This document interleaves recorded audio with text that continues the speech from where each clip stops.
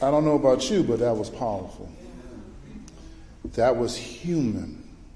And I think that's what is missing when people talk about war. They get into the numbers and the statistics and certain words, but they forget human, brother, sister, uncle,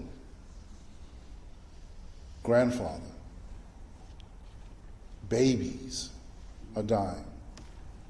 So that was a powerful, powerful, powerful statement. And I thank you for reminding me that it's human. So I didn't know what I was going to say, but I was just like, that was powerful. Now I think we're going to get ready to go back online. So if you are fine where you are, that's fine. And we are going to have different speakers come up, introduce themselves. And the intent of this forum is information, but what we're going to do with that information. Action is needed. I mean, yes, we need to pray. We need to continue to pray. But we need to create action. I love quoting Martin Luther King when he says, a threat anywhere is a threat to justice everywhere. So we need to put actions to words when we talk about justice and fairness and get the information correct out there. So without further ado, what we're going to do is each speaker is going to come up, say a few words from their heart, whatever they need to do, and then have a seat over here, and then we're going to have a panel afterwards. Okay. So I would like to bring aboard Zena. Okay.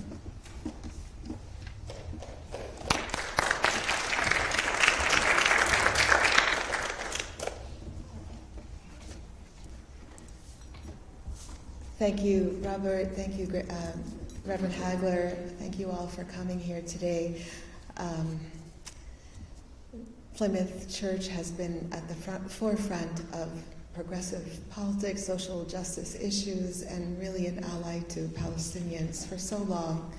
And we appreciate this, and it's an honor, a real honor to be here to speak with all of you. My name is Zena Azan, and I'm Palestinian as well. I'm not from Gaza, but I'll tell you a little bit about my history. Every Palestinian has a very special story, and we all fit together into this larger story of Palestine. My parents became refugees in 1948. They fled their home in Haifa. They're originally from Nazareth in what's now Israel, and they are also part of the Christian community in Palestine. They were a family out of 800,000 people who fled Palestine in 1948. And in my case, my family moved to Syria. They stayed there for many years. I was actually born in Syria. Then when I was a baby, we moved to Lebanon, to Beirut, and I had my childhood in Beirut, and we immigrated to the United States when I was 10 years old. So the narrative of dispossession has been overarching in my family history, and it's been central to my understanding of the world. Of course, the plight of Palestinians. So when we moved to the U.S. as immigrants, we had very little in our pockets. We worked really hard, and my parents worked really hard to make ends meet. And all of this really has made me profoundly aware of people who are marginalized, people who have been discriminated against and dehumanized.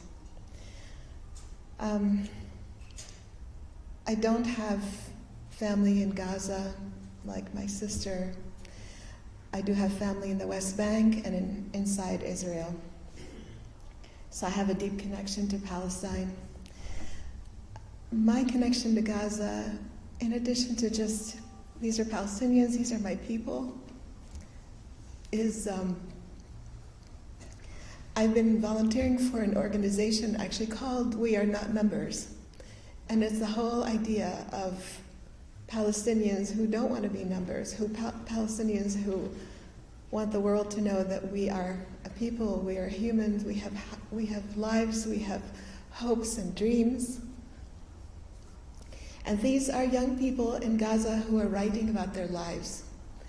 And actually you can look up this organization, wearenotnumbers.org. And so my role has been to serve as a mentor. I'm a writer and a poet myself. And so I've been serving as a mentor for these young people writing about their lives. And so I've been doing this since 2015. So I've worked with many young people from Gaza. We work on Zoom, we work through WhatsApp and email and even Facebook Messenger. And it's been such a real honor for me to work with them because I get to see what these young people are thinking and feeling. And so I actually wrote an article for Time magazine just a couple of weeks ago about my experience with We Are Not Numbers. It's called Listening to Voices of Youth in Gaza. So I urge you to read it. So this connection with Gaza has been very special to me. I also, Robert asked me to introduce myself. As I said, I'm a poet and a writer. I have spent my life working in Middle East affairs, in raising awareness about the Arab world and about Islam in U.S. society. I specifically worked at Georgetown University working with K-12 teachers so that they can learn more about our area of the world and teach better about it as well. And I volunteer, as I said, for We Are Not Numbers, but also for other Palestinian organizations. Growing Palestine, we help farmers in Palestine. And I'm also involved locally in Alexandria, Virginia, where I live, with a group called Grassroots Alexandria. We work within the community with affordable housing, undocumented immigrants. So my scope is larger than just Palestine, but today I'm here to talk to you about Palestine. So this is a very difficult time for the people of Palestine, including Gaza, the West Bank, East Jerusalem, and also the 20% of Israeli citizens who are actually Palestinians, who live as second-class citizens within Israel. But of course, today we're talking about this horrific time in Gaza. These people in Gaza are experiencing ethnic cleansing and genocide in real time. Some of you may already know this, but I want to just make sure you hear the numbers. Over 11,000 have been killed by Israeli bombs, and 40% are children. We are all grieving these deaths and injustices. And we are shocked at how leaders in the United States and much of the Western world are allowing such killing and devastation to continue, especially in the United States. Just calling for a ceasefire has become politically fraught. And our political leaders are not listening to the voices of the people who are filling the streets of the entire world, demanding a stop to the bombing. I found a recent poll as of November 15.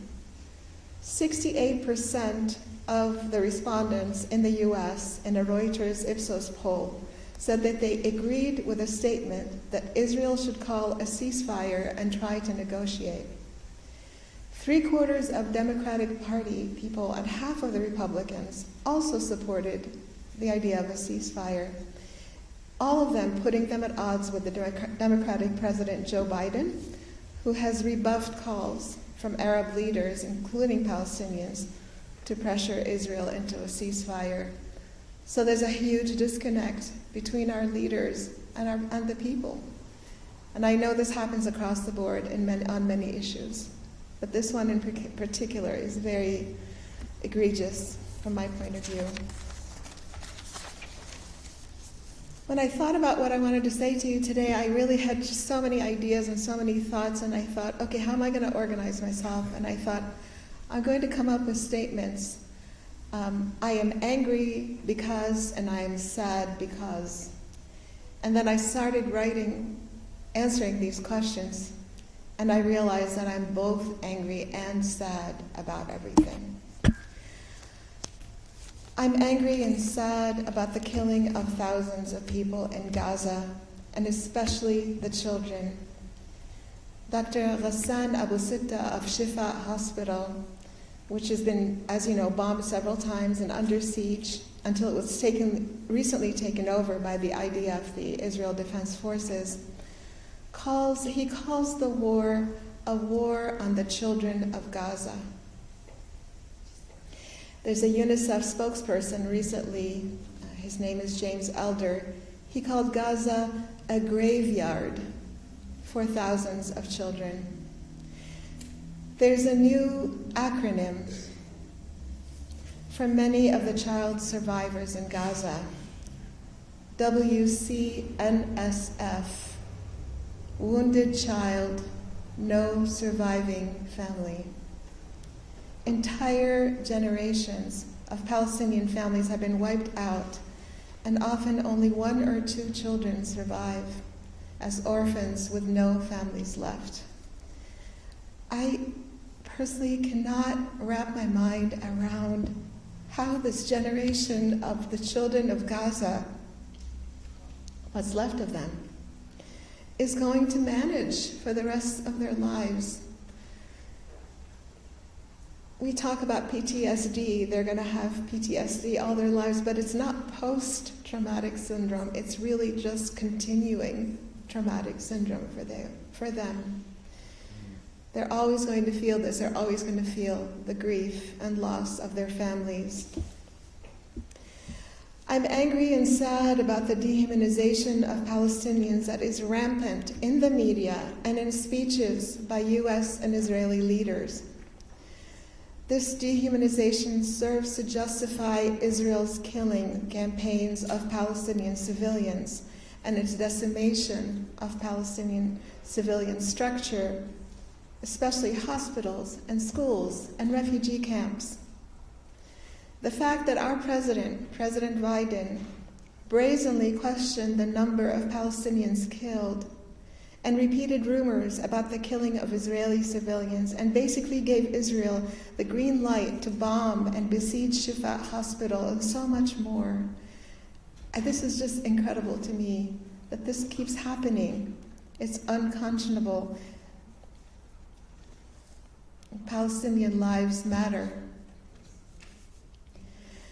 I am angry and sad about the unfathomable destruction of Gaza, the buildings and the schools and the hospitals and the infrastructure and life as Gazans know it.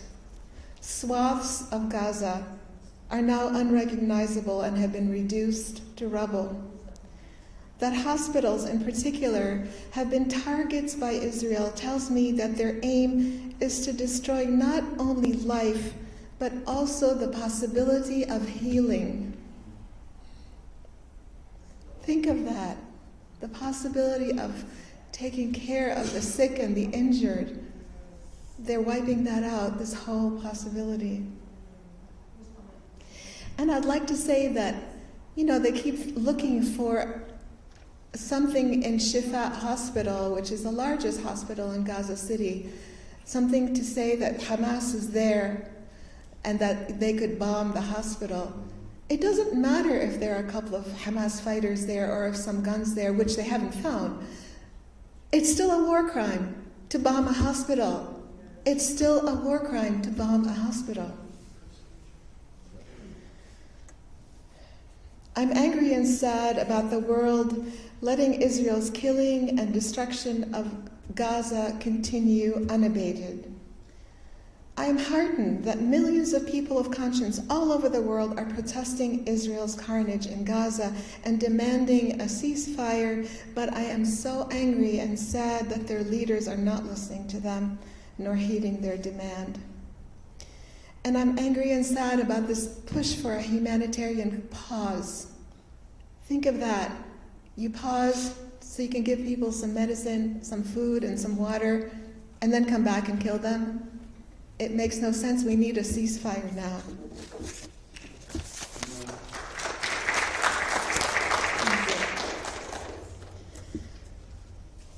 I'm angry and sad about Israel's plans to ethnically cleanse the people of Gaza and push them into the Sinai. They have been warning the Gazans from the beginning to move southward. And by the way, they moved southward and they bombed them anyway. And this plan to make them refugees outside of Gaza has been clear from the start. Even as they fled south, as I said, Israel bombed them and continues to bomb them. This ethnic cleansing is a war crime in itself. It's reminiscent of the Nakba of 1948, the Nakba being the catastrophe that our sister talked about when her father and my family, her father and mother and my family fled and faced this incredible catastrophe of losing everything, their homes, their livelihoods, and their lives, their memories, their traditions, their history.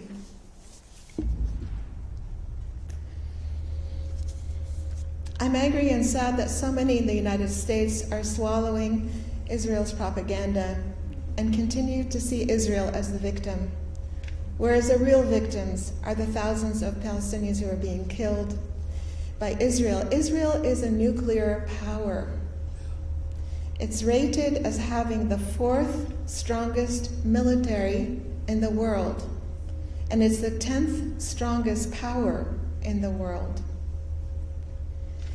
And notice in the media, this is one thing that I would like you to think about, is when you read the headlines, notice how often many of the media outlets kind of cover up when Palestinians died, whereas Israelis are killed. Palestinians are killed. Palestinians are massacred. Remember that, see that, and take these media outlets to task about this. I'm angry and sad about the rising hate crimes in the United States against Palestinians and Arab Americans and Muslims. These acts are directed against our allies as well, both in these communities and including members of the African American community, Jewish Voice for Peace, and many others. We continue to stand in solidarity. We must continue to stand in solidarity. There's much more I'm angry about. I stop here. I'll leave these things where they are. But I do want to take this opportunity to do 2 more things. My asks of you. Prayer is beautiful. We need you to pray for us. And like my sister said, we need to take action as well. Learn the history. Learn about the current situation. Gaza, the situation in Gaza did not start on October 7th. There's a huge history, decades before that. It's important to understand the historical context. Be our ally. Speak out. Write to the media. Call them, take them to task. Write to our political leaders. Call for a ceasefire. And finally, as a church, you might consider signing the Apartheid-Free Pledge. I don't know if you're familiar with it. There's a pledge, it's online. We affirm our commitment to freedom, justice, and equality for the Palestinian people and all people. We oppose all forms of racism, bigotry, discrimination, and oppression. We declare ourselves an apartheid-free community, and to that end, we pledge to join others in working to end all support to Israel's apartheid regime, settler colonialism, and military occupation. I urge you to sign this pledge as a church. And my final piece is, I said I was a poet, and I wrote a poem about 3 weeks ago, and it's sort of taken a life of its own. on social media, especially. It has thousands of likes and shares. I've never experienced anything like this. People are reading it in, gatherings, in webinars, on the Hill. And I tell you this just to say that poetry is powerful, right? It's very powerful. But more importantly, the message of this poem is resonating with people everywhere. And it's really important to us, and you'll see why. The poem starts with an epigraph. An epigraph is a short quote that gives you the context of the poem, gives you the reason for the poem. So this is the epigraph for the poem. Some parents in Gaza have resorted to writing their children's names on their legs to help identify them should either they or the children be killed. Write my name. Write my name on my leg, Mama. Use the black permanent marker with the ink that doesn't bleed if it gets wet, the one that doesn't melt if it's exposed to heat. Write my name on my leg, Mama. Make the lines thick and clear. Add your special flourishes so I can take comfort in seeing my mama's handwriting when I go to sleep. Write my name on my leg, Mama, and on the legs of my sisters and brothers. This way we will belong together. This way we will be known as your children. Write my name on my leg, Mama, and please write your name and Baba's name on your legs too, so we will be remembered as a family. Write my name on my leg, Mama. Don't add any numbers like when I was born or the address of our home. I don't want the world to list me as a number. I have a name, and I'm not a number.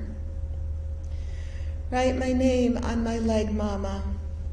When the bomb hits our house, when the walls crush our skull and bones, our legs will tell our story, how there was nowhere for us to run. Thank you.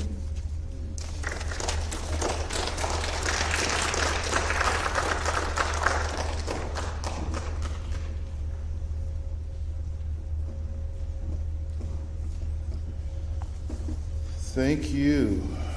That was a powerful poem. Write my name. As I'm listening to this and hearing people, I go back to human, but I also think of another phrase, the truth shall set you free. And I mean that in this sense, is that for the people who don't want to hear the truth, when they hear it, even when they don't know that they are not free, that they will be free, that they will see the light. And a part of that happened, if you think about it, in the civil rights movement. A lot of the Southerners didn't think about what that lifestyle was all about. They was like, oh, it's fine. It's everything is okay. Everything is. Don't mess with the tradition of society. And then you go to South Africa and apartheid. Everything's fine. The system is working. Why change it? And then we got this. This is our apartheid system that needs to be changed and needs to be outed in public so that people are set free. So, I was just thinking about that as I was listening, and I was just like, and I'm speaking from the heart here, guys. I don't have a planned speech here. I know I got a piece of paper, but it's not much here. But I do want to bring up the next speaker, and that would be from Parker, Evan Wright. So welcome aboard.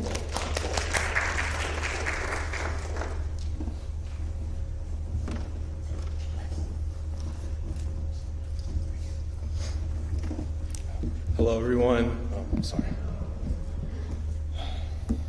Thank you so much for having us.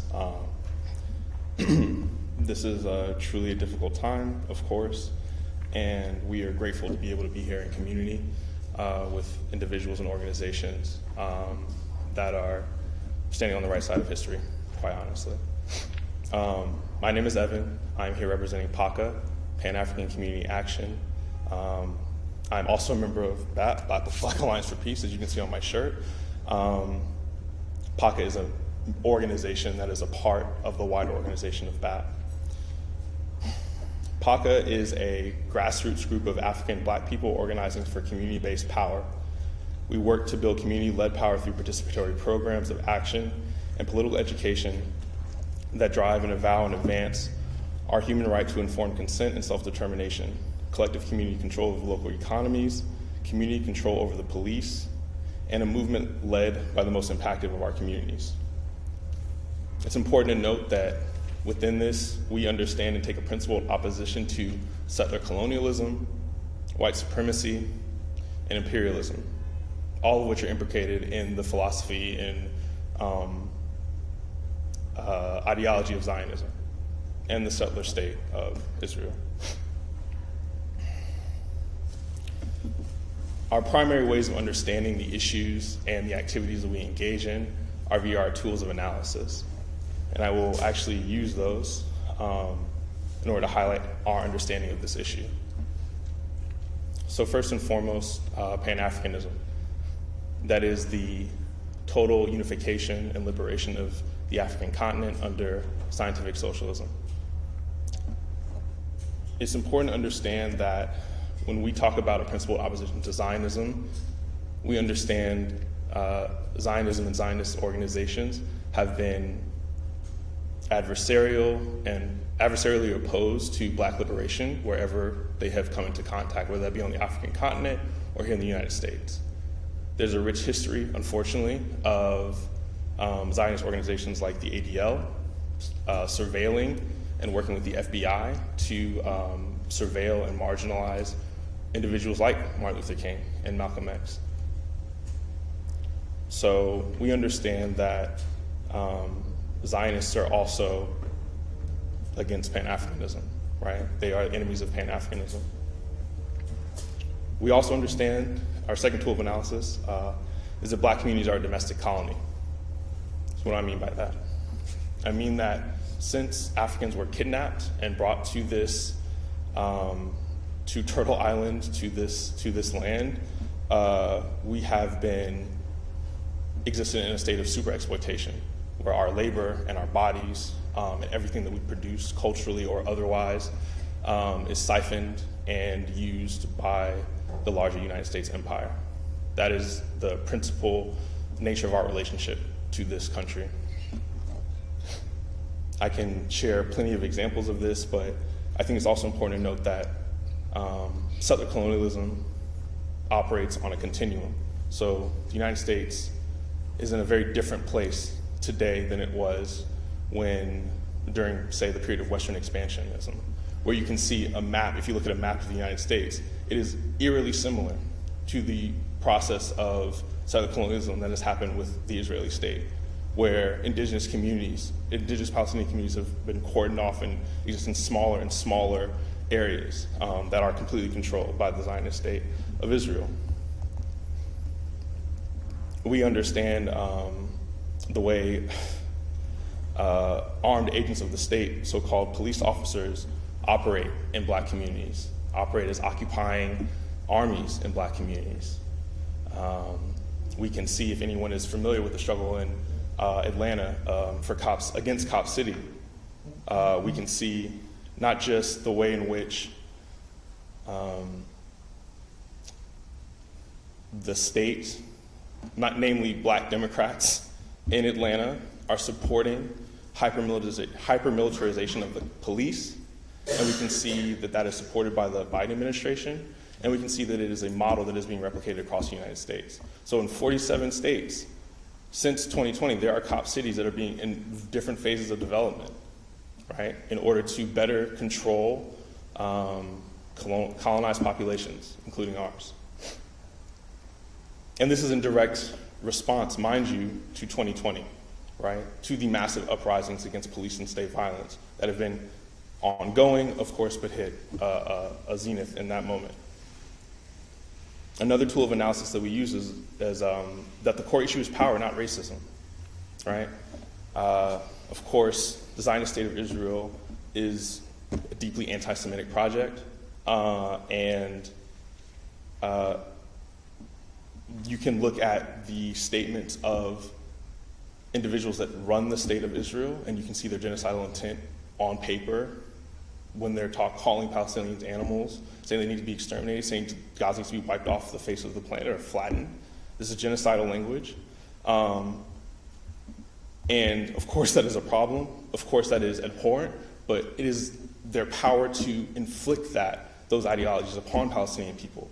It is their power to turn off the water and the power, the electricity, to completely cordon off that area, and then to come to us and call it a war against two equal and opposing forces, supposedly. We understand, additionally, as a tool of analysis, that capitalism is inherently exploitative. We can see that in Israel, right? There's coverage around the inability of work to get done because many of the exploited population, exploited workers, come from Gaza. And there's either too much inherent racism of the owners of these facilities, or they literally just don't have the workers, or Palestinians rightfully are refusing to go and be exploited in this way in this particular moment. We see how the US war machine must wash money, essentially. We can't get health care. We can't get student loan forgiveness. We can't get grocery stores in our community, but there's billions of dollars to go to US military companies to send arms to Israel, and we're supposed to be okay with that. A year from now, they're going to come and tell us to vote blue no matter who. I'll end with this piece around, or our final tool of analysis, which is organizing as a science. All right, this is a scientific process.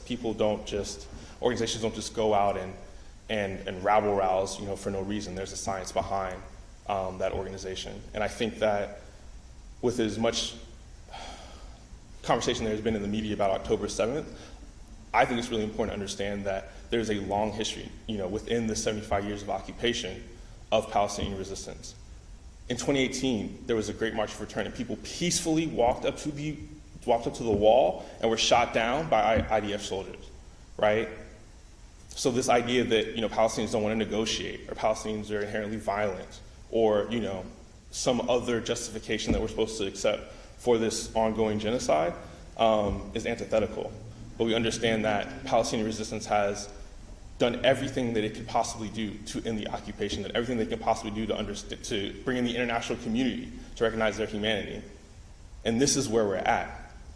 They were so desperate that they had to break out of their prison on October the 7th, and what we see now, the genocide that is ensuing, is the result. So, I don't want to belabor the point. We understand in PACA who our enemies are, who works against the interests of African people, of colonized people all over the world. We stand in unabashed solidarity with the Palestinian people in their liberatory struggle. We do whatever we can to support. We have been hosting teach-ins. We have, as a part of our programming, the Assata Shakur Study Group, which occurs every other Wednesday at the Black Workers and Wellness Center. Please come by if you want more information about that. One of the last sessions we had was resisting settler colonialism from DC to Palestine. We understand these connections, and we think the masses of African and working class people in this country should also understand those connections, because it will illuminate who their enemies are and who's working against them, and who their allies are. So, thank you very much.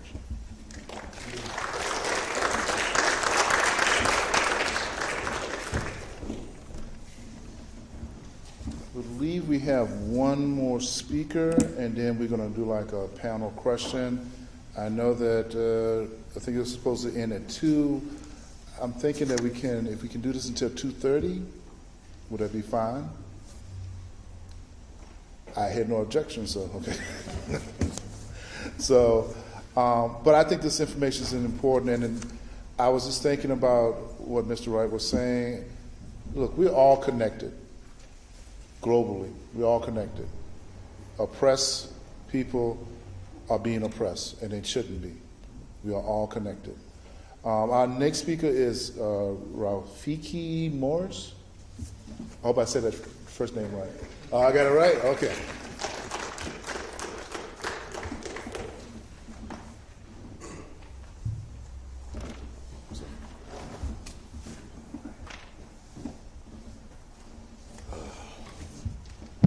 Hello.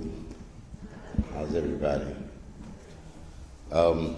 I got this long list of stuff that I probably won't get to, but I normally don't write things down when I speak, but I want to make sure that we cover as much as we can here today. I also do not assume that the people in the audience are truly familiar with the background, the history, and the nature of what is going on. So I want to try and take some time to explain a few things. I'm an organizer with the All African People's Revolutionary Party, and we've known this church for many years, and we really are honored to be here. Unfortunately, the circumstances are not pleasing.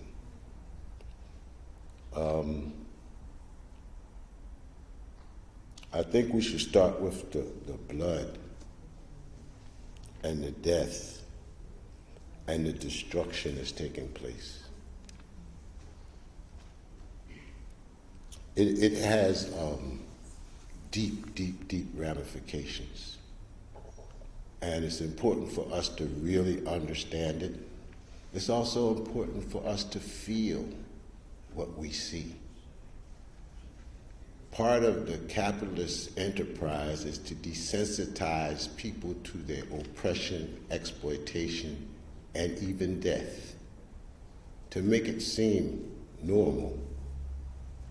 And we were all prepped for this by all of these movies about James Bond and The Bourne Identity and Mission Impossible, which takes the perpetrators of oppression and exploitation and turns them into cult figures and heroes, so that our children aspire to be these murderers, these spies, these killers, and think they're doing it for the right reason. So I do think it's very, very important for us to take it all in, feel it, and believe it and understand it. But,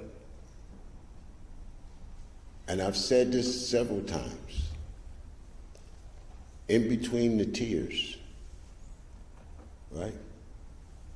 On the pathway of the bloody footsteps in the rubble,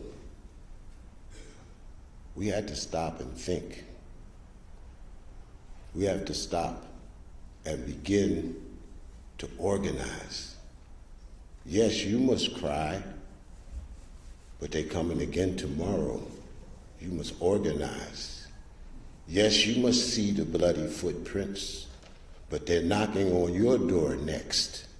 You must organize.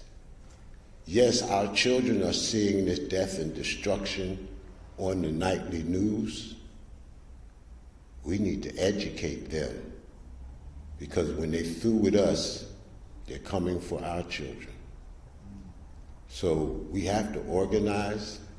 We have to politically educate ourselves, our people, our communities, which brings me to the next point. This is not new.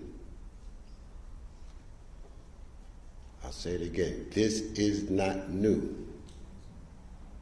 This has been going on since the beginning of this capitalist, imperialist racist, settler colonial experiment. It is not new. Today it is Gaza. Yesterday it was Bantu stands in South Africa. And the day before that it was reservations in the United States, and those reservations are still here. Why do I bring up these three countries? Because they're three examples of the same thing: settler colonialism. The whole imperialist strategy has its foundation in settler colonialism, where people come from a different place, try to exterminate the population, seize the land as private property, and then claim to be democracy, claim to be doing the right thing. They even got a phrase for it called the American way. Y'all know about that, the American way, and the American dream. Well, the American way and the American dream are only good for those people who illegally claim to be Americans. They ain't the Americans. America is a hemisphere, not this place. From the North Pole to the tip of Argentina, that's America, not this place. But they want you to think that the United States is all there is in this hemisphere. But we know better, and we understand better. Okay, now I'm going away from my list because I had to make a choice. Do I see you, or do I see this piece of paper? So if I put my glasses on, I can see the paper. But if I keep them off, I can see you. So I'm going to focus on you.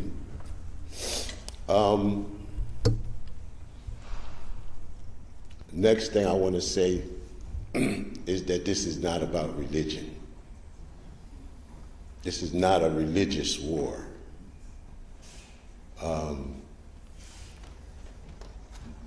And I'm in the church, I'm in the house of God, so I got to be careful. But those are not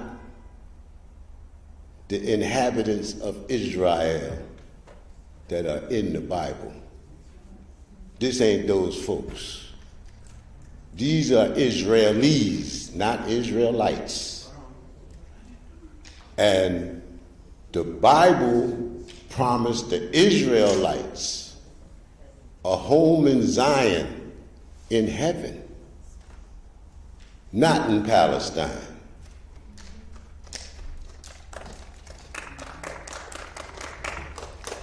This is real important because they tricked not the Palestinians, they tricked the Western European Jews into thinking that their salvation is to be found in destroying somebody else's property, somebody else's land, somebody else's life. They used religion for that. Just like they used religion to justify the domination of the entire African continent. They used to tell us when I was a young organizer that they came with the book and we had the land.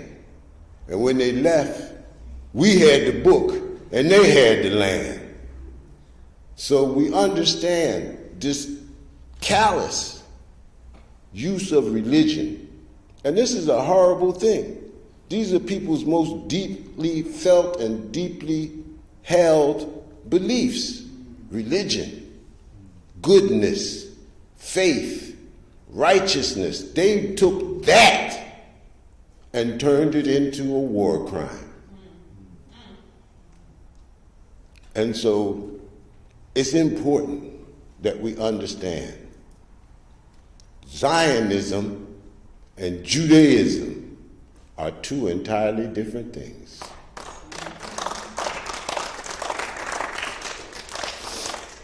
Judaism was born in my homeland, in Africa. I think Egypt's still in Africa, right? Yeah, they trying to move it out for a long time. So Judaism was born in my homeland. It is very dear to my people. The oldest Christian church in the world is in Ethiopia. You understand? And when the infidels threatened the followers of Muhammad with death, he sent them to Ethiopia for safekeeping. So we have a special relationship to these three religions. Zionism was born in 1896 in a place there was by a man named Theodore Herzl, who was an avowed atheist. Don't take my word for it. Look it up. There's a book called Monotheism, Moses and Monotheism. It was the last book written by Freud. And he shows you the African relationship to these religions and about this man, Theodore Herzl. He went and lobbied the British for help. Now understand this, these people call themselves freedom fighters, right? When you ever heard of a freedom fighter that goes to imperialists to get the right to claim some land? That's a contradiction in terms. Freedom fighters fight against imperialism. Freedom fighters are trying to destroy imperialism. Freedom fighters are trying to break the chains that imperialism has on our people. They don't go to the imperialists and say, please, give me a home. All right, freedom fighters. We don't like this word fight. We don't want to hear about fighters. We condemning Hamas. But what is Hamas? Well, Hamas is the elected representatives of the masses of the people of Gaza. Elected. The election took place under Israeli supervision. This is Gaza. Gaza started out as a kind of, almost an NGO, a religious organization, a social organization. But because of the conditions of the masses of the people in Gaza, they knew they had to take up the fight that was necessary to liberate the people of Gaza. They have been occupied. Their lands have been stolen. Their culture has been suppressed. They have no freedom of movement, no freedom of speech, no freedom of work, no freedom. They depended on outside aid, 80%, just for food. That's before they started bombing. This has been going on for years, decades now. So Hamas decided to fight back.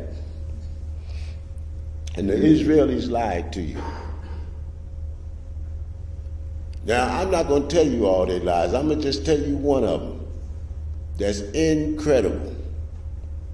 Because these Israelis have the ability to resurrect dead people. They don't believe that, right?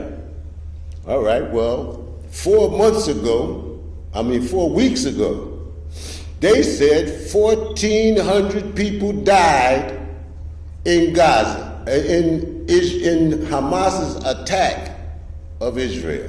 1,400. Last week it was 1,200. They resurrected 200 people. Now as they talking about is 900. They resurrected, they done multiplied their capacity to resurrect dead human beings. Who ever heard of a death toll that goes down? It don't go down. The death toll in Gaza is going to continue to go up because they haven't dug under the rubble yet. They just telling you the bodies they've collected. They ain't telling you the real number. So we see that these people are lying to you.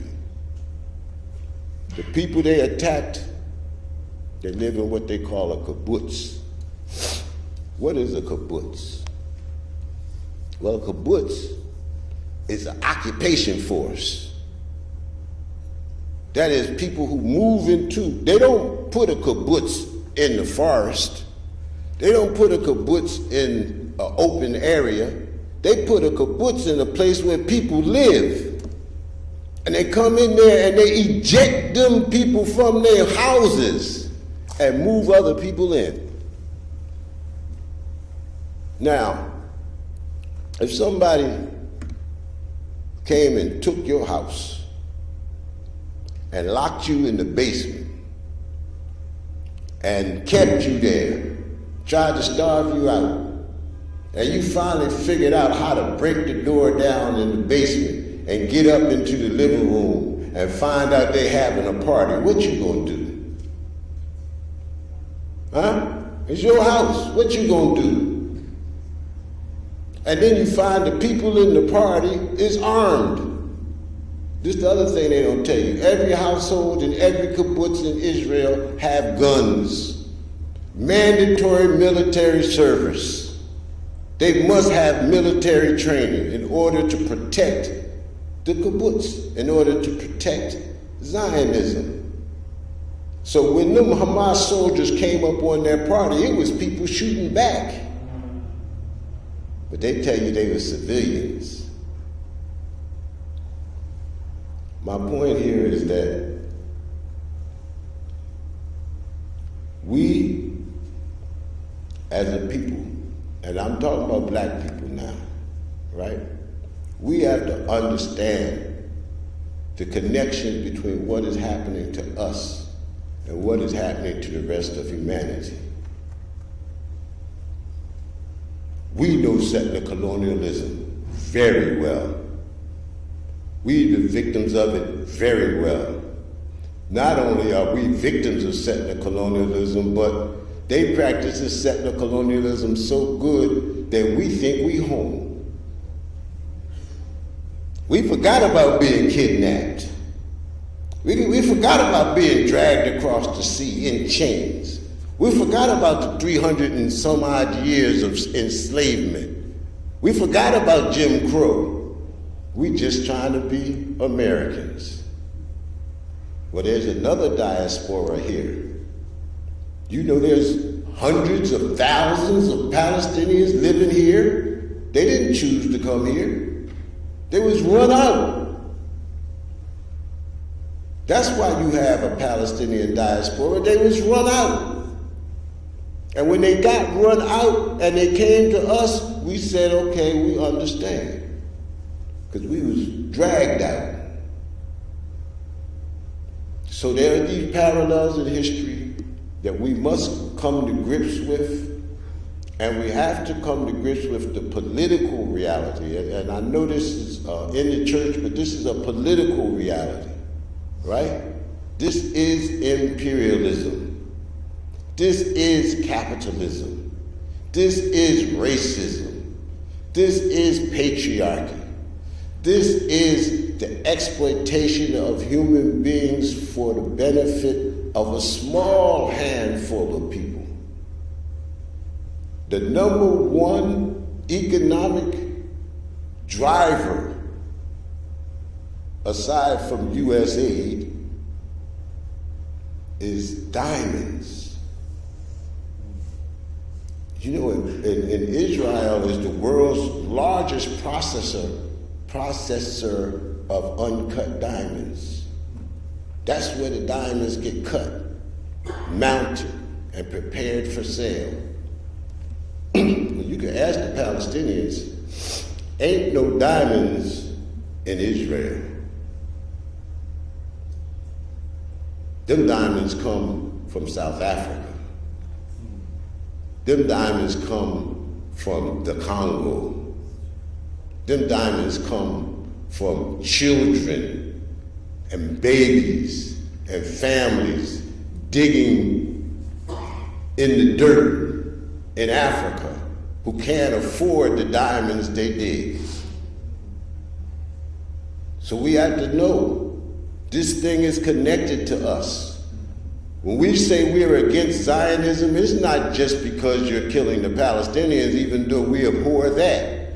We know that you're killing us and have been killing us and will continue to kill us.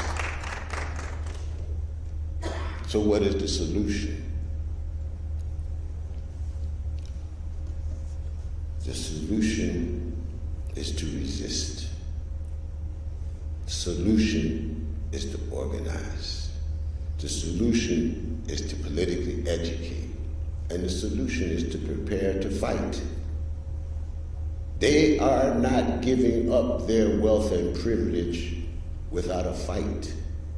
There's no words you can say to Elon Musk that's going to take his billions of dollars and put it in the hands of the people that were stolen from. There's no argument you can wage for these capitalists to give up what they've accumulated by exploiting humanity. The only way is to seize power in our hands.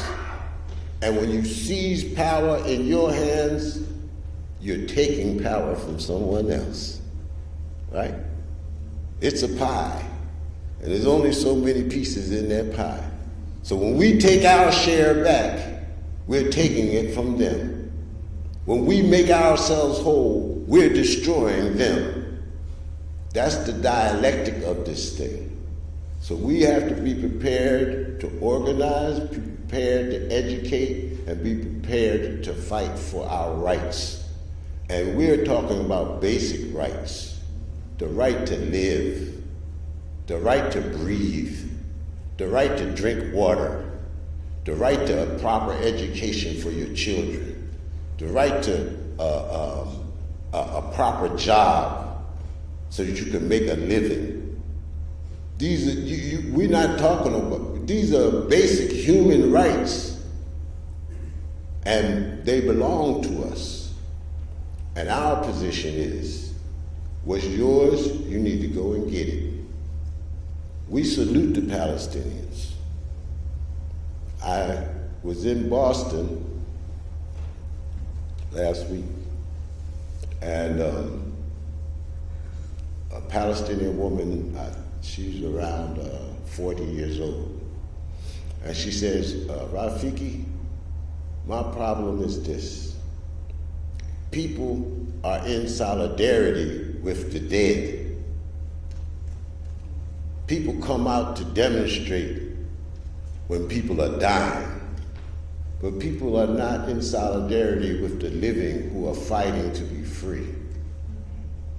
And that's a shame. Right? We want a ceasefire so that Hamas can consolidate its resources and consolidate itself and prepare to carry this fight through. The Israelis have already told you they're going to fight them until they don't exist. We want a ceasefire so that they can fight better. And this is a fight, and it must be won in order to achieve the peace that we seek. So we stand with the Palestinians. We tell them, and we have always told them, and we will continue to tell them, your fight is our fight. Your struggle is our struggle. We don't even claim to be in solidarity with you because we are not in solidarity with our family. And the Palestinians are our family. Their struggle, their victory is our victory, and we encourage everyone to join this fight so that when we do have victory, we can celebrate together.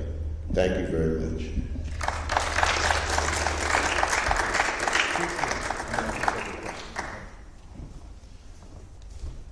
All right, it's about 2:20. I do think that we need to have the speakers come back up if you can, and just ask a few questions, and then at 2:30 we're going to wrap up and do a closing prayer, and hopefully we have a plan of action of what we're going to do next. So if anyone has any questions, they can come up and ask any of the speakers.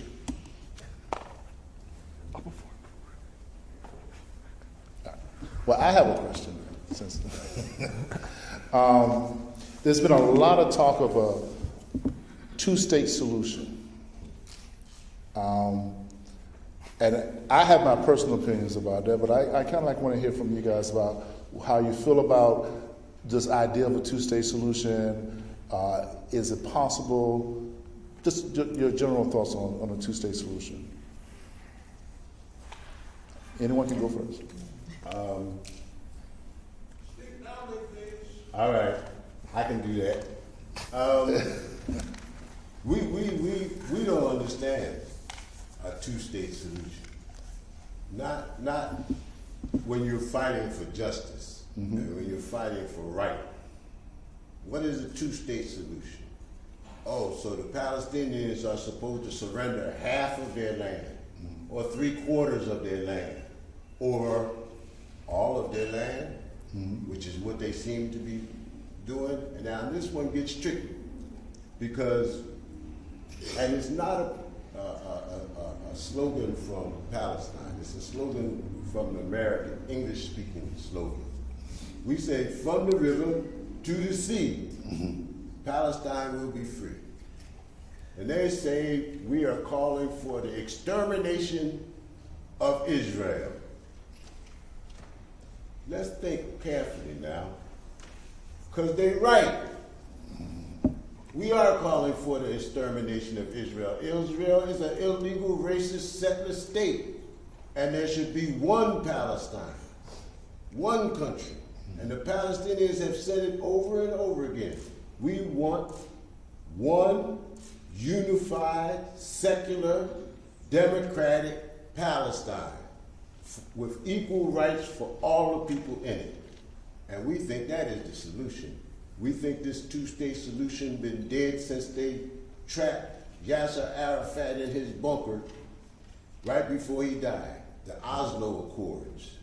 And the U.S. used that to disarm the Palestinians, to divide the Palestinians, and to move them into the West Bank and the Gaza Strip so that the Israelis were free to colonize the rest of the country. So we don't agree with the two-state solution, and politically, we think it's dead anyway.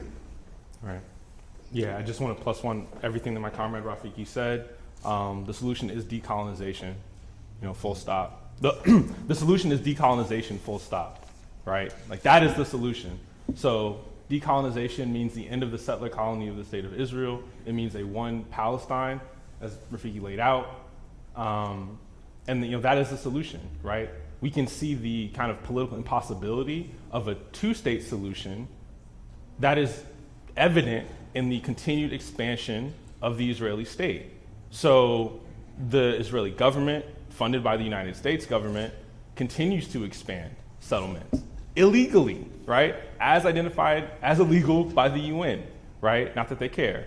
But we can see, right, that this one two-state solution only comes up when, politically when there are Israeli losses, right? So that's the first problem. Violence is continuous, obviously, as we've spoken about. But or rather, the Zionist government, the Israeli government, is making that impossible and has continued to make that impossible intentionally as we continue to talk about a two-state solution, as they continue their genocide, right? As the lands that Palestinians are actually living on get smaller and smaller and smaller, right? So that there is no contiguous possibility for a two-state Palestine and Israel. So just want to plus one everything you said. It's a one-state solution. Well, Hang on. yeah, I agree that the Palestinians are basically living in Bantustans throughout the West Bank. It's a Swiss cheese model. There is no viable state on the West Bank. That the whole idea of a two-state solution is is obviated by the facts, but it's just not possible anymore. There are 600,000 Israeli settlers, illegal settlers on illegal settlements in the West Bank and East Jerusalem, and it's just not tenable. That's not. I don't know why people are talking about it now. It's just it's been dead for a long time. I do think there are from the Jordan River to the Mediterranean Sea, there are about 7 million Palestinians and 7 million Israeli Jews, because the Israelis also include 20% Palestinian. So the solution has to be a way to work with everybody. It needs to be a secular and democratic state. It can't be based on any religion. It can't be a Jewish state. It has to be a state where human rights are centered. That's the only possibility. What you call it, we can call it Palestine, we can call it Israel, we could call it Israel/Palestine, but it needs to be a state for everybody who's there. Does anyone have any questions? I can keep going, but we only got like 5 minutes. Can the speakers use the microphone? Yes. I thought is the microphone working? Definitely not on. Okay, then you guys don't have to come up here. Rotate. Okay. Yeah. Huh? Oh, yes. Okay. You guys want to say your names again, just so that everyone repeats who you are, Mr. Morris? Rafiki. Evan. Zaina. Zaina Azan.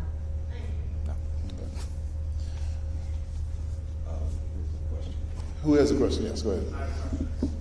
Can you stand up, please, so we can hear you? Hi, my name is Leo. I'm curious how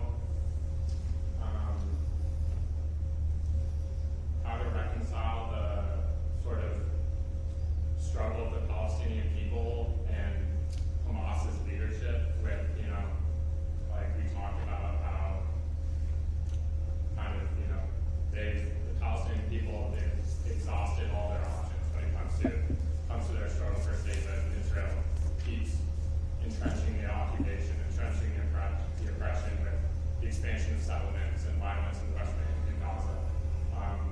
But when we talk about a one-state solution and support for Hamas, who say in their charter that they support the annihilation of all Jewish people, not just Israelis.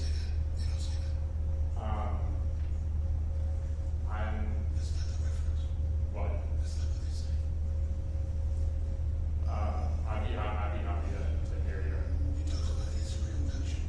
thoughts about it. Yeah, I guess I don't know. I support one state solution, but I want to open my heart to the people on both. Open my heart to the people that are suffering on both sides. And as someone, I was raised Jewish, and I am Jewish, and I feel for the Palestinians. I support one state solution because I don't think that Israel deserves, the Israeli state is racist and Zionism is racist. But I think in my learning on the process of revolution, it's uncomfortable, and I'm struggling to hold the possibility of like the violence that would come from the Palestinian freedom struggle, and sort of the demilitarization of Israel and what that process would look like for one state solution, because of how Israel kind of entrenches Zionism with the people there through mandatory military service and all these things. So I don't know. I'd love to hear what your thoughts on that. And thank you. Anyone want to come up to the mic?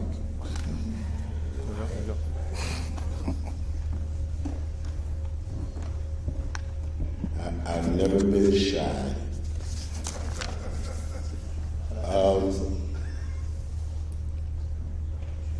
This was really kind of easy, right?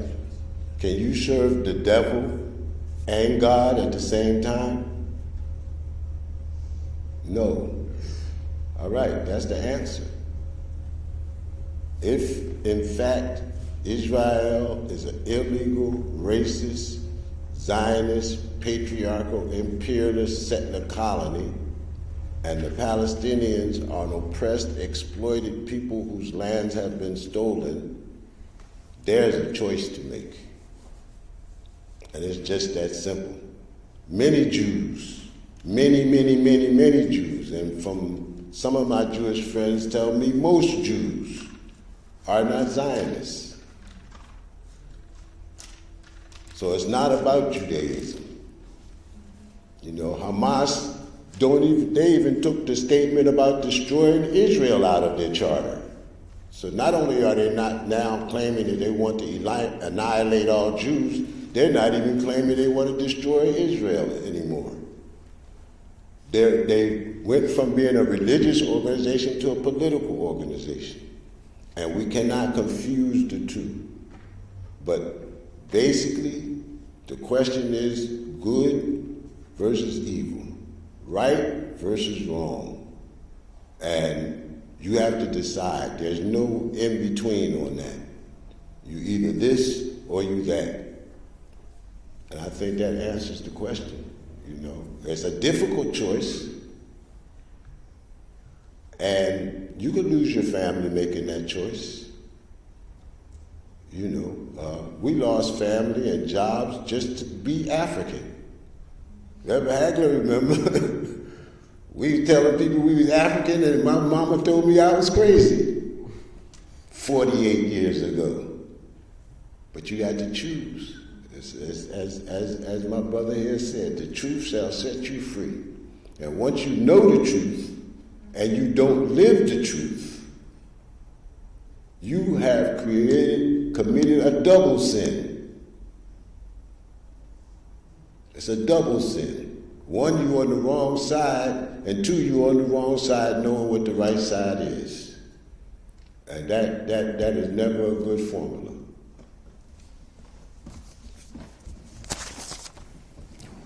Thank you. You have this. Yeah, you gotta go.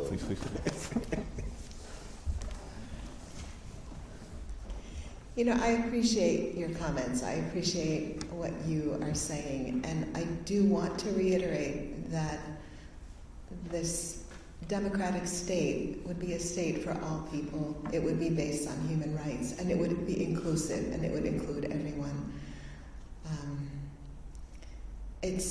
It's not something that's going to happen right away. It would be a long-term kind of state, a goal, a long-term goal that would take a lot of work from everybody, the Israeli Jews, Israeli Palestinians, Palestinians in the West Bank, Gaza, Jerusalem. It's a long-term kind of strategy, and it takes a lot of political will, especially on the part of the Israelis, because they hold the power. We're talking a power imbalance here. The Israelis have all the power. We're not two, like brother said, we're not two equal people at the table, you know? And so there's no political will for the Israelis to make this happen. Not right now. And it can only happen really with pressure from the United States. This is where it all happens. The United States has just, is looking to give Israel another $14.5 billion of military aid right now to bomb Gaza some more. And there's no leverage. That should be a lot of leverage. The United States should be doing a whole lot more to push for equality and freedom for all these people who are oppressed, who are occupied, and they don't. And I think that has to happen. I want to be optimistic and say that eventually that will happen, because honestly, what else could there be? Just push Palestinians all out of Palestine? I mean, that's what they're doing. That's what they're doing. They're doing it in Gaza, and they're doing it in the West Bank and Jerusalem. I mean, they're pushing people out of their homes. They're expropriating more land. They're making it very difficult for people to live in any of these places. So that's what we're seeing. That's the trajectory, is, as few Palestinians as possible and as much land as possible for the Israelis. This is not tenable in the long run. These are millions of people. We can't let them be oppressed like this and occupied like this forever. There has to be a solution, and the Israelis are going in the opposite direction.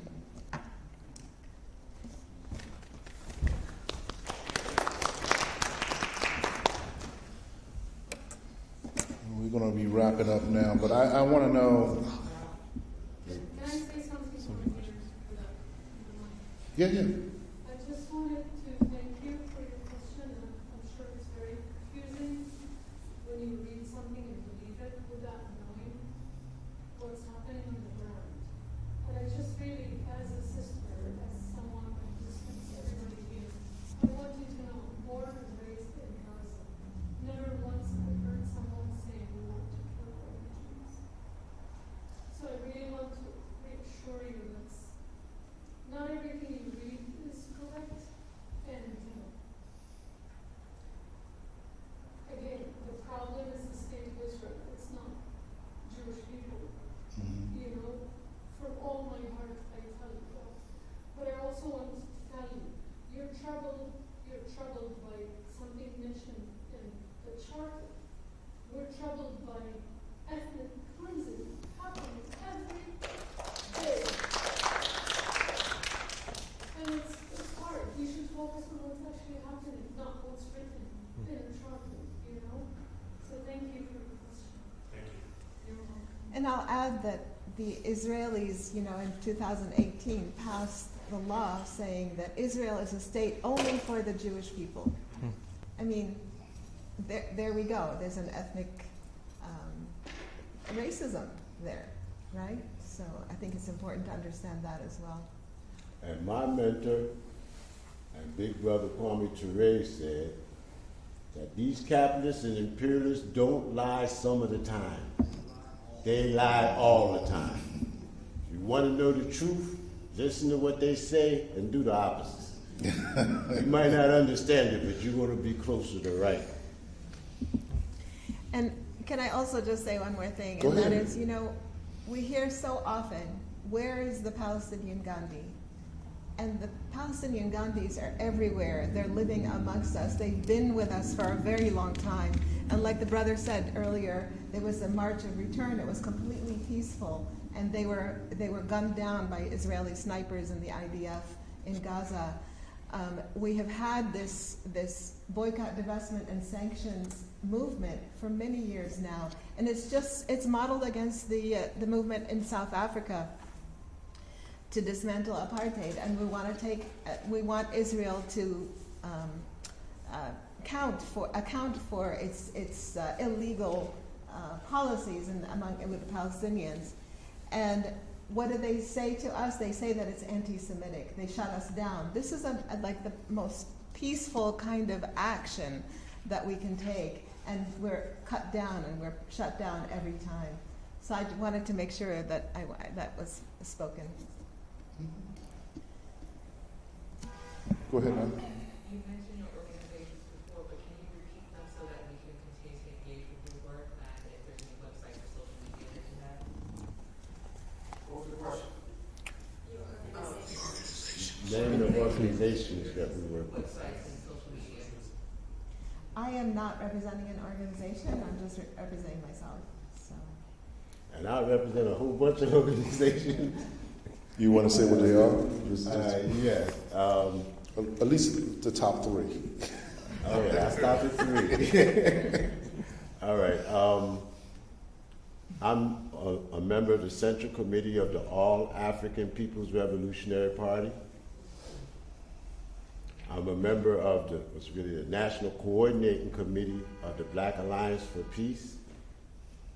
And I'm an active member of the African Party of Independence for Guinea-Bissau and Cape Verde in West Africa.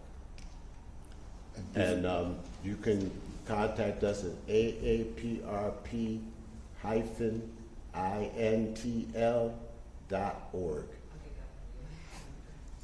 I'm just going to, before you speak, you already did like one call of action already, Zena.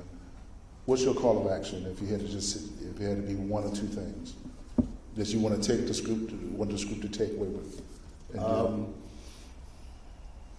Well, the easy target is the diamonds. And that is a target that's going to have resonance in our community because of the source of the diamonds.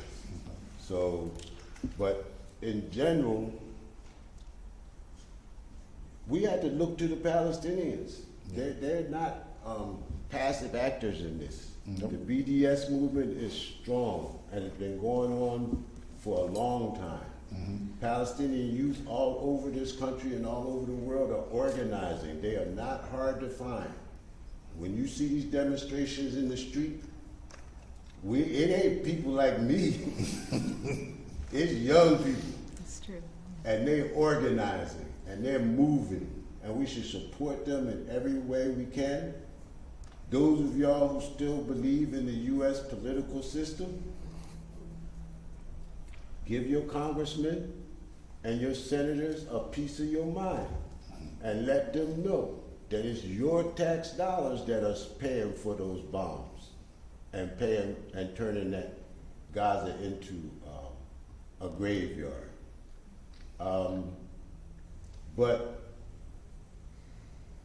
my real action item is something that you're not going to see in the street, and that is organization and political education. These are the things you do in small groups, behind closed doors, late at night, when nobody's looking. And that's what we need. Not only to confront Zionism as a form of imperialism, but to confront all forms of imperialism. The people are not organized, and this is why we're so easily manipulated and used. The people don't have education, so this is why we can be tricked by ABC, NBC, CNN, MSNBC, and Scripps. I just found Scripps News. Oh, I That heard was about new that. to me. This is what we have to do. We have to politically educate ourselves. This is the difficulty, too, because there's no outside source going to come and politically educate you. The Palestinians don't have time to politically educate us. We have to politically educate ourselves, and we have to organize ourselves. And that is the most difficult thing to do. Organize a person who's oppressed and exploited and fighting just to eat a meal every day. But that's what needs to be done. Plus one to all of that, just to clarify, my name is Evan. I'm from Pan-African Community Action. I think a very easy way to engage with us is through our Assata Shakur study groups. Those are our community-focused political education sessions. They happen every second and fourth Wednesday at 7 p.m. They're always hybrid, so they're always in person and virtual at Black Workers and Wellness Center in Southeast on MLK.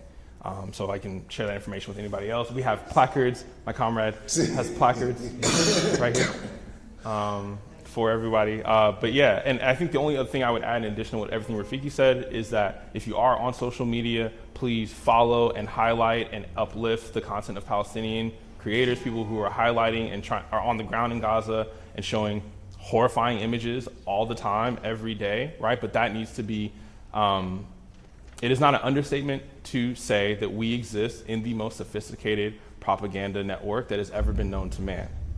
That is not an exaggeration.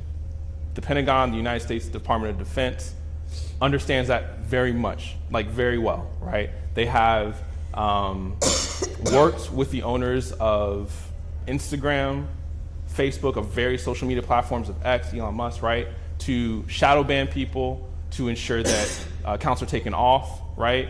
I always think it's interesting, again, right, we talk about this Israel-Hamas war.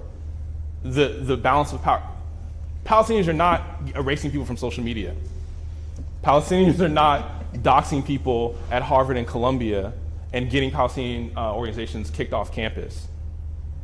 Palestinians are not, creating legal warfare instruments to outlaw BDS movements, right?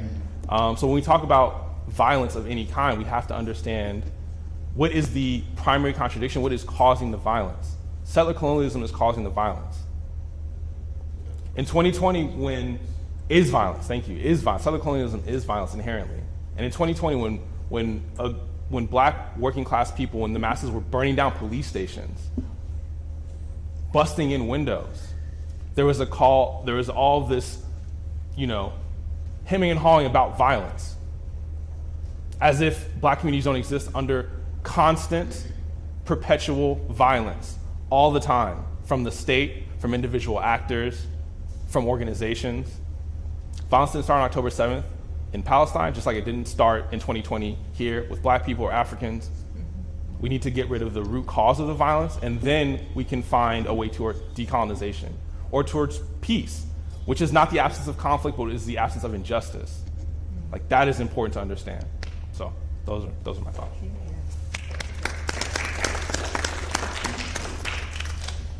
Well, Zena, you want to say anything? I didn't want to leave you out. I'm sorry? I didn't want to leave you out. No, I already You already said did? the Okay. action items, yeah.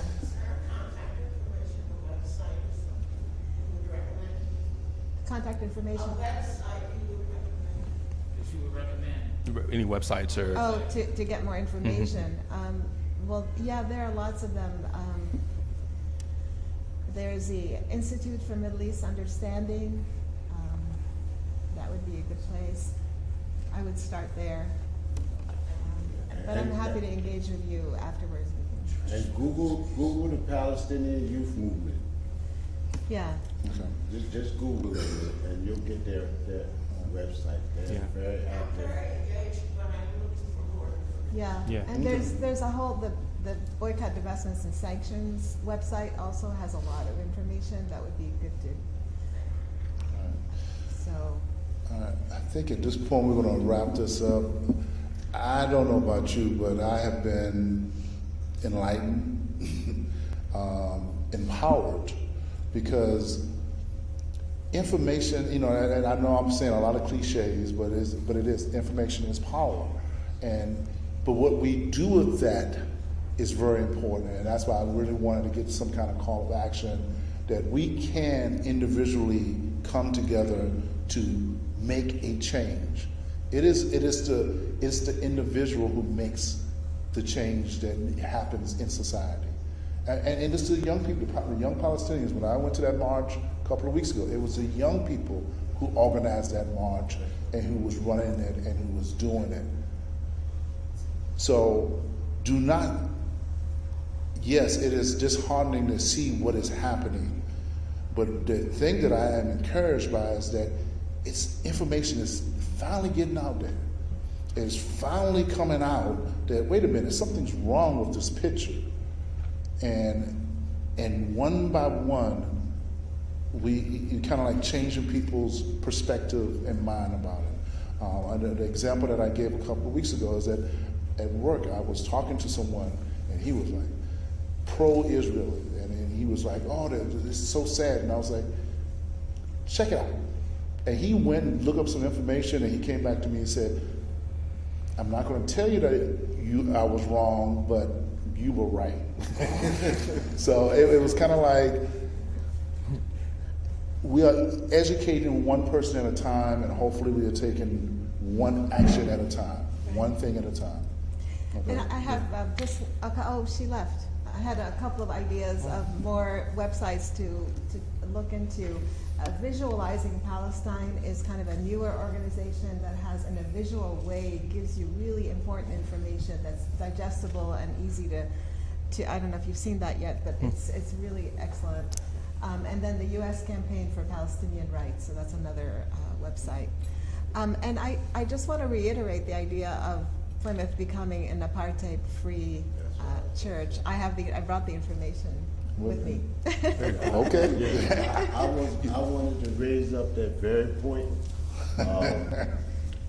The faith community of all religions.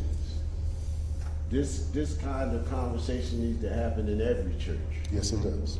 And not to put any pressure on my good friend, the Reverend, it should be on the top of the agenda on Sunday morning. So, because They not listening to me. They know where I'm coming from. I can't lobby nobody. You know, I'm not persuasive in that realm. But when institutions like this stand up as one, that means something. And it's not just about the people in the Congress and in the Senate. It's about the people in this neighborhood around the block, around the corner, right? To see that this institution is standing up gives people courage to stand up. Yeah.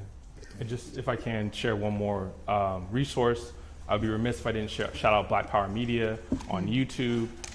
They have multiple shows that like dig into these types of issues. The Remix Morning Show is like on multiple times a week. Dr. Jared Ball is one of the hosts of that, but also has a show called I Mix What I Like. He's very well versed in media, propaganda, all of that. And on a recent episode, he talked about how the president of the ADL very much understands that they have a severe generational problem. They understand that this is not an issue about left or right or red or blue or Democrat or Republican. They have a generational issue. I'm almost 35. I've never seen the state of Israel or Zionists lose the propaganda war. I've never seen that before. I've never seen masses of people out and out understanding the kind of fallacy of Israel has a right to exist, or, you know, a two-state solution, or, you know, we keep giving them everything. We try to give them, you know, like all these myths that have kind of been in the zeitgeist for a very long time are now being pushed up against, mostly by young people on college campuses, in the streets, et cetera, at Palestinian Youth Movement, comrades there. So, you know, just want to clarify that, right? Like there is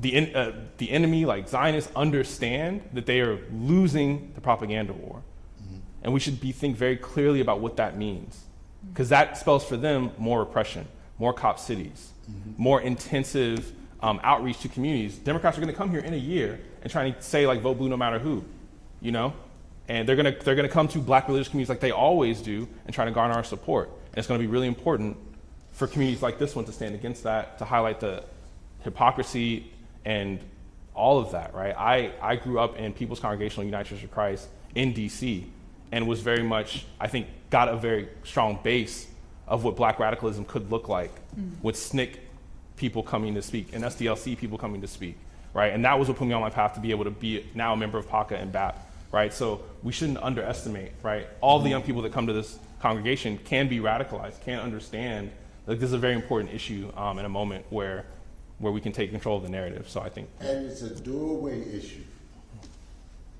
This opens the door to understanding the entire world for these young people. It opens the door to political activism for these young people. It opens the door to political organization for these young people. SNCC from the 60s, before SNCC, Malcolm X told us about Zionism. Student Nonviolent Coordinating Committee told us about Zionism. My party has been fighting Zionism since we were founded in 1968. And this whole amazing transfer of understanding from my generation to this younger generation, this is incredible, really, if you see it. And I tell people all the time, you know, ideas don't move like things, right? A thing can only go in one direction at a time, right? Two things can't occupy the same space at the same time. But ideas don't move like that. They go in every direction all the time. And they reach a critical mass where they actually become the ideas of the people themselves. And at that point in time, we don't know that moment, but when it happens, we'll know it. Things will and can change. And I've seen over the last 4 years some amazing changes take place in people's minds. We used to demonstrate all the time for all kinds of stuff. and they will come out and stick a microphone in your face and ask you what you think of the demonstrations. During the Black Lives Matter, they stick the microphone in these kids' face and they say, well, this been going on for 400 years. Children saying this. This ain't new. This is children saying this. So it's happening. It really is. We can't see it, but you can't see an idea that's moving among the people.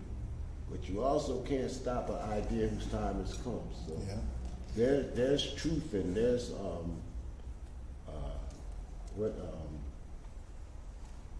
Fidel Castro.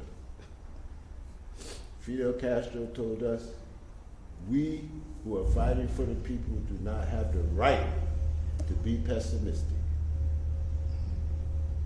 We must be optimistic because what we're doing is based in love. So we're gonna win. All right. On that, I'd like to thank the speakers. Give them a round of applause. And once again, this has been a great forum, and is gaining information and knowledge. And Reverend Hagler, can you come up and do the closing prayer?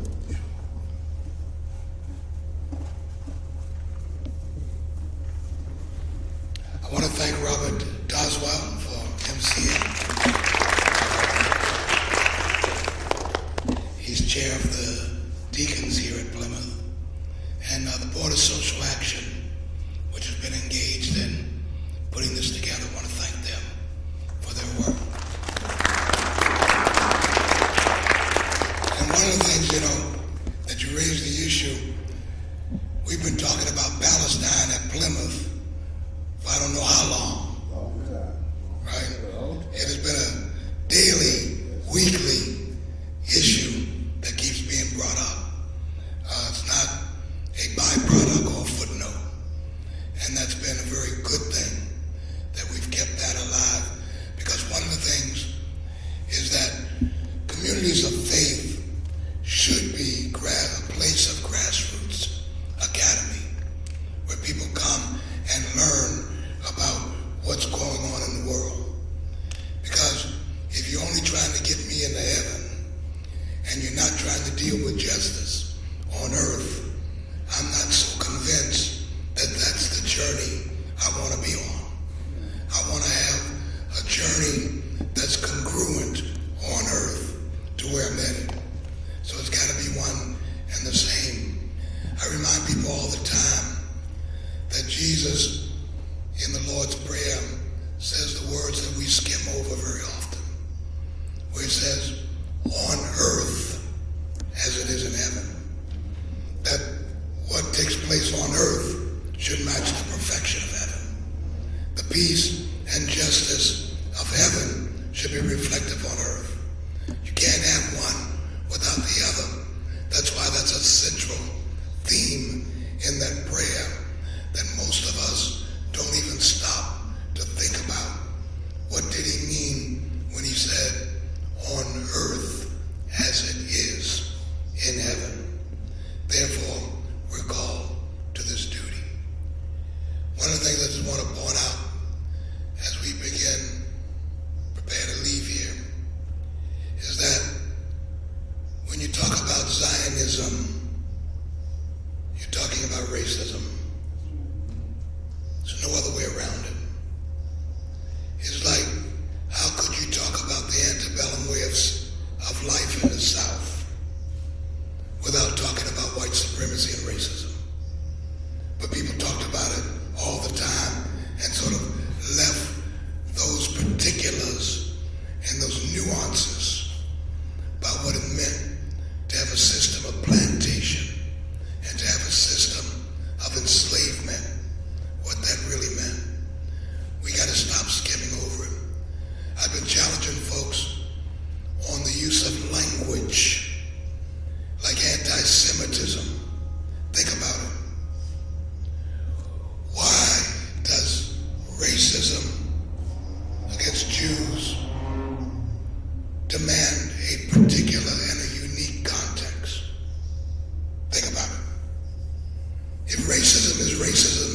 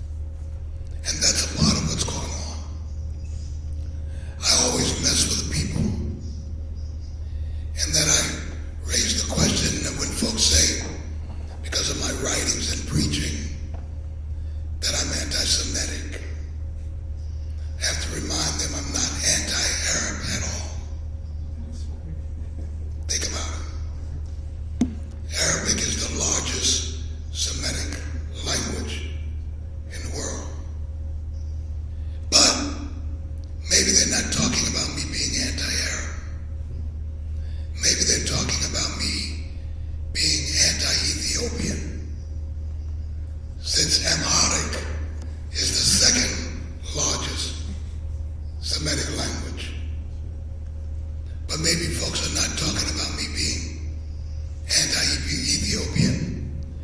Maybe they're talking about me being anti-Eritrean, since that's the third largest Semitic language. Or were they talking about me being anti-Jewish? Hebrew, the fourth Semitic language. How does the fourth become one? Ask the question. I was at a table with a rabbi this past week over at People's Church. And the rabbi was trying to explain to me about the march that took place, the Zionist march that took place. And said, you gotta remember, we feel unsafe. And I had to remind the rabbi, I said, people of color feel unsafe every single day. See, your statement is a statement of privilege, that all of a sudden insecurity emerges. If it's real. And the reason I say if it's real, because if you know about the Anti-Defamation League, the Anti-Defamation League, wasn't it Greenblatt, says that any rabbi or any Jew that wants a ceasefire is anti-Semitic. Think about that.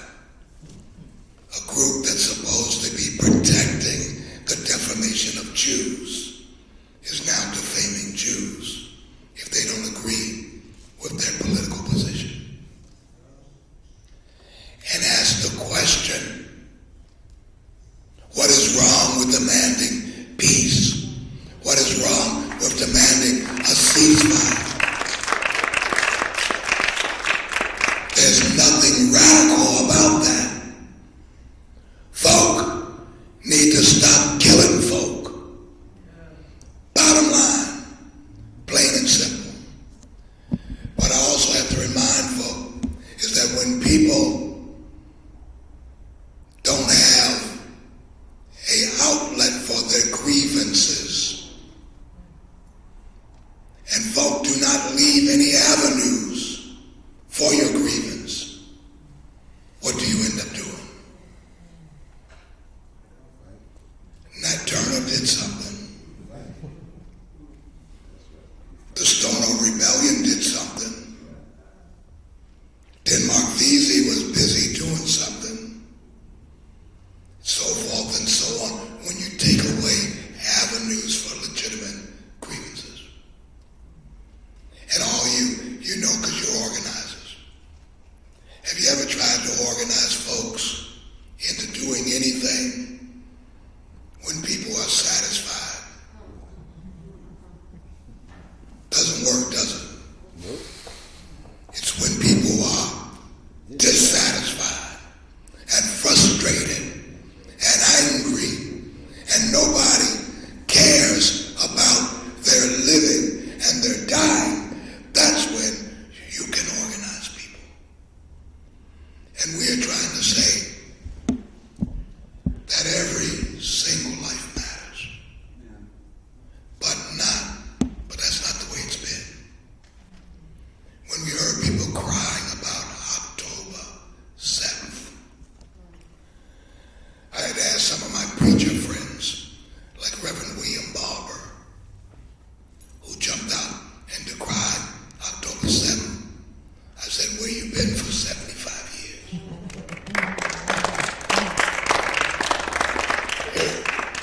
You would not have had an October 7th if all the voices that were outraged on October 7th and October 8th had been crying out on October 6th and 5th and 4th and last year and last decade, demanding that Israel stop its expansion, its settler colonialism and American imperialism in the Middle East. We need to be voices that are crying out for justice and for righteousness and for hope. I mentioned to my sister, I'm still not calling your name here, that we're going to start a prayer circle. And a part of that prayer circle of all faiths, yes, it's to pray. But one thing that we know is that when people come together in prayer, they also move out in action. So we want to start a prayer circle around Gaza and Palestine and invite folk to be a part of that. And against white supremacy and colonialism. So that when the mission is called for, to be able to do something, to pull the bodies out of the rubble, to repair the damage, that folks are actually together, having prayed, but also together, being ready to engage in the actions. So I invite you to join with us in that as we go forth and do what we're called to do. One, to be supportive of each other. Two, to be connected to each other. And three, because of